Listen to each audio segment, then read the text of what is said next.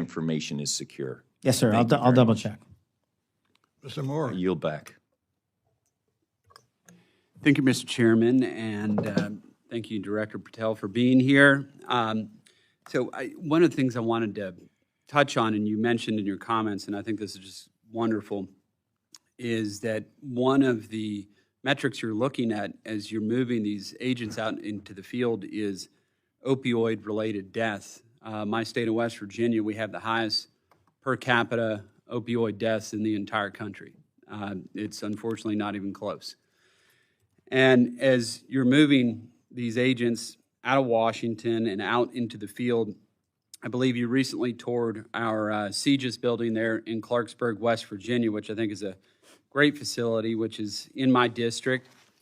And is that facility going to receive any additional FBI personnel? Thank you, Congressman. Yeah, touring CGIS was an incredible opportunity for me to understand what I don't think most Americans and most of the world doesn't. The reason we are able to technically relay information on a live-time basis throughout the country and throughout the world is because of the Criminal Justice Information System hubbed in West Virginia and all its subordinate capabilities. And what we want to do is expand a little bit of footprint out there because we have so much land already paid for. And so, yes, in my move to shift resources outside of Washington, D.C., I would envision going more, not just to CGIS, though. The state of West Virginia would also receive a plus-up of 8, at least, employees, should I get the budgetary requirements. And then you mentioned, and there's 1,000 acres out there at CGIS. It's quite large. Is there additional resources that you need to be able to build out there at CGIS? Well, unlike Congressman Strong in Redstone, I don't have a prior appropriation that began new building construction in OMB. So we would need that. We've got the space for it, we've got the footprint for it, and we have already the manning to move into it.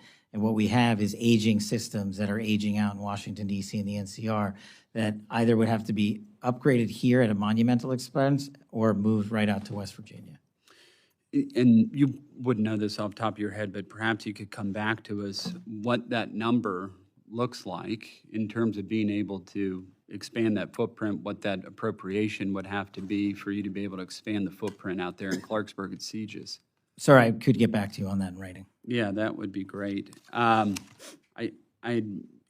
you said in total it would be it'd be 8 additional agents that'd be going to West Virginia, or is Outside of CGIS. outside of CGIS? Yeah. And then how many additional at CGIS? In CGIS, we are looking to move in.